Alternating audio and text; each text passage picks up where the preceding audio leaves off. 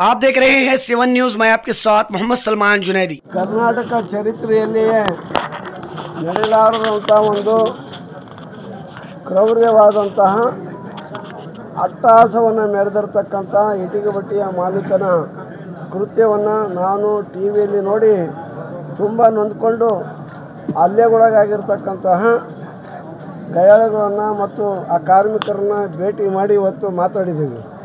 ಅದರ ಜೊತೆಗೆ ನಿನ್ನೆ ದಿನ ನಾವು ಇಲ್ಲಿನ ಉಸ್ತುವಾರಿ ಸಚಿವರು ಎಂ ಬಿ ಪಾಟೀಲ್ ಸಾಹೇಬರು ಕೂಡ ಹೋಗಿ ಸ್ವಲ್ಪ ಧೈರ್ಯ ತುಂಬಿ ಅಂತ ಹೇಳಿದರು. ಮುಖ್ಯಮಂತ್ರಿಗಳು ಕೂಡ ಹೋಗಿ ಬನ್ನಿ ಅಂತಂದು ಹೇಳಿದ್ರಿಂದ ಅವರಿಬ್ಬರ ಒಂದು ನಿರ್ದೇಶನದ ಮೇರೆಗೆ ನಾನು ಬಂದಿದ್ದೀನಿ. ಈಗ ನಾನು ಕಾರ್ಮಿಕರನ್ನೆಲ್ಲರನ್ನೂ ಕೂಡ ಕೇಳಿದೆ. 3 ದಿನಗಳ ಕಾಲ ಸತತವಾಗಿ ಅವ್ರನ್ನ ಥಳಿಸಿದ್ದಾರೆ. ಆ ಥಳಿಸಿಬಿಟ್ಟು ಅವರೇ ವಿಡಿಯೋ ಮಾಡಿ ತಮ್ಮ ಸ್ಟೇಟಸ್ನಲ್ಲಿ ಹಾಕಿದ್ದಾರೆ.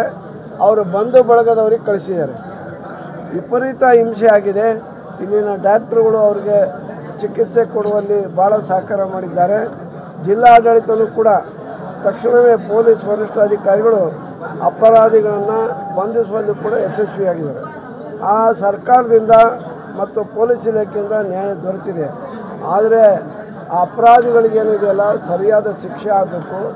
ಸರಿಯಾದ ಸೆಕ್ಷನ್ಗಳನ್ನು ಕಾಲಮ್ಗಳನ್ನು ಹಾಕಿಬಿಟ್ಟು ಅವ್ರಿಗೆ ಗಲ್ಲು ಶಿಕ್ಷೆ ಅಥವಾ ಜೀವಾವಧಿ ಶಿಕ್ಷೆ ಆಗಬೇಕು.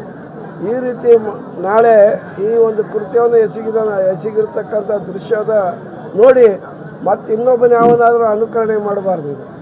ಅನುಕರಣೆ ಮಾಡೋಕ್ಕೆ ಹೋದರೆ ಅಥವಾ ಈ ರೀತಿ ಚಿತ್ರಹಿಂಸೆ ಕೊಟ್ಟರೆ, ಈ ರೀತಿ ಸಿಗಾಕಿಕೊಂಡ್ರೆ ಏನೆಲ್ಲ ಶಿಕ್ಷೆ ಆಗುತ್ತೆ ಅನ್ನೋದನ್ನು ಇಲ್ಲಿಗೆ ಇಂಥ ಶಿಕ್ಷೆಯನ್ನು ಕಠಿಣವಾದಂಥ ಶಿಕ್ಷೆ ಅವ್ರಿಗಾಗಿ ಮುಂದೆ ಆಗ್ಬೋದಂಥ ಕಠಿಣ ಶಿಕ್ಷೆಗಳಿಗೆ ಇತಿಶ್ರೀ ಆಡ್ತಕ್ಕಂಥ ಕಾರ್ಯವನ್ನು ಈ ಜಿಲ್ಲಾಡಳಿತ ಮಾಡ್ತಿದೆ ಎಂಬ ನಂಬಿಕೆ ನನಗಿದೆ.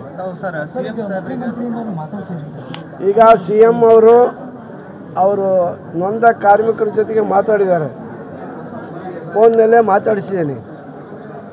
ಅವರು ಏನು ಹೆದರಬೇಡ್ರಿ, ನಿಮಗೇನು ಬೇಕೋ ಎಲ್ಲ ಸಹಾಯ ಸಹಕಾರ ಮಾಡೋಣ ಅಂತಂದೇಳಿ ಯಾರು ನಿಮ್ಮನ್ನು ಹಲ್ಲೆ ಮಾಡಿದಾರೋ ಅವರಿಗೆ ಸರಿಯಾದ ಶಿಕ್ಷೆ ಇಲಾಖೆ ತೆಗೆದುಕೊಳ್ತದೆ ಅಂತಕ್ಕಂಥ ಭರವಸೆಯ ಮಾತುಗಳನ್ನು ಅವ್ರಿಗೆ ಹೇಳಿ ಧೈರ್ಯ ತುಂಬಿದ್ದಾರೆ ಮುಖ್ಯಮಂತ್ರಿಗಳು. ನಾವು ಕೂಡ ಇವತ್ತು ನಾವು ಬೇರೆದಾರವರು, ನಮ್ಮ ಜಿಲ್ಲಾ ಕಾಂಗ್ರೆಸ್ ಅಧ್ಯಕ್ಷರು ಮಂಜುನಾಥ್ರವರು, ನಮ್ಮ ಇತರೆ DSS ಲೀಡರ್ಗಳು ಎಲ್ಲರೂ ಕೂಡ ನಮ್ಮ ಸಮುದಾಯದ ಎಲ್ಲ ಲೀಡರ್ಗಳು ಕೂಡ ಬಂದು ಇವತ್ತು ಅವ್ರನ್ನ ನೋಡಿ ಧೈರ್ಯ ತುಂಬಿದ್ದೀವಿ. ಅದರಿಂದ ಧೃತಿಗೆಡೋದು ಬೇಡ, ಧೈರ್ಯವಾಗಿ ಬರಲಿ. ಪೂರ್ಣ ಗುಣಮುಖರಾದಮೇಲೆ ಅವರಿಗೆ ಅವರ ಹಳ್ಳಿಗಳಲ್ಲಿ ಏನಾದರೂ ಮಾಡಿ ಅವರಿಗೆ ನಮ್ಮ ಇವು ನಿಗಮಗಳಿದ್ದಾವೆ, ಆದಿಜಾಂಬ ಅಭಿವೃದ್ಧಿ ನಿಗಮ, ಅಂಬೇಡ್ಕರ್ ಅಭಿವೃದ್ಧಿ ನಿಗಮ, ಆ ನಿಗಮಗಳಿಂದ ಭೂ ರೈತರಿಗೆ ಭೂಮಿ ಕೊಡಿಸುವಂಥ ಒಂದು ಭೂ ಒಡೆತನ ಯೋಜನೆ ಇದೆ. ಆ ಯೋಜನೆಯಲ್ಲಿ ಭೂಮಿ ಕೊಡಿಸ್ಬೇಕು ಮತ್ತು ಅವ್ರಿಗೆ ಬೋರ್ವೆಲ್ ಕೊಡಿಸ್ಕೊಡ್ಬೇಕು. ಏನಾದರೂ ಇತರ ಸವಲತ್ತು, ಮನೆ ಇದ್ದರೆ ಮನೇನ ಕೊಡಿಸ್ತಕ್ಕಂಥ ಸವಲತ್ತನ್ನು ಕೊಡಬೇಕು ಅಂತಂದೇಳಿ ನಾನು ಇವ್ರ ಪರವಾಗಿ ಮನೆ ಮುಖ್ಯಮಂತ್ರಿಗಳಿಗೆ ಮನವಿ ಮಾಡಿ ಅದನ್ನು ಮಂಜೂರು ಮಾಡಿಸುವಂಥ ಪ್ರಯತ್ನವನ್ನು ನಾನು ಮಾಡ್ತೀನಿ. ಮತ್ತು ಇಲ್ಲಿನ ಜಿಲ್ಲಾ ಮಂತ್ರಿಗಳಾದಂಥ ಶ್ರೀಮಾನ್ ಎಂ ಬಿ ಪಾಟೀಲ್ ಅವರ ಸಹಕಾರ ಕೂಡ ಪಡಿತೀನಿ. ಘಟನೆ ಉತ್ತರ ಪ್ರದೇಶ, UP, ಬಿಹಾರದಲ್ಲಿ ಅದನ್ನು ಮೀರು ಅಲ್ಲ ಇಲ್ಲ, ಅದೇ ಅನಾಗರಿಕರು. ಇವ್ರು ನಾಗರಿಕರು ಅಂತ ಕರೆಯೋಕ್ಕಾಗಲ್ಲ. ರಾಕ್ಷಸ ಕುಲಕ್ಕೆ ಸೇರಿರೋನಾಗಿರ್ಬೇಕು ಅವನು.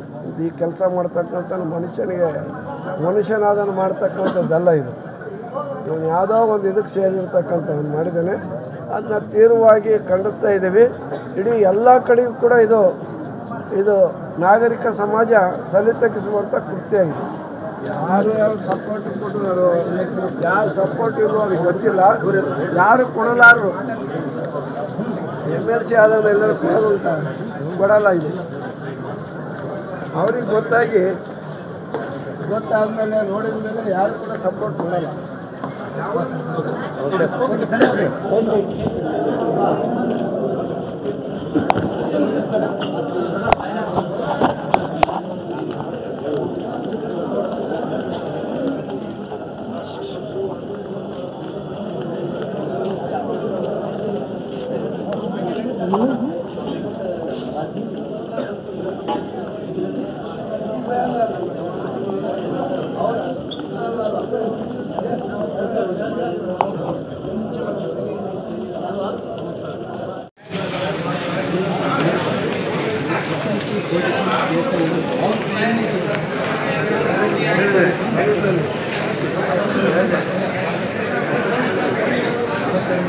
ಅವ್ರ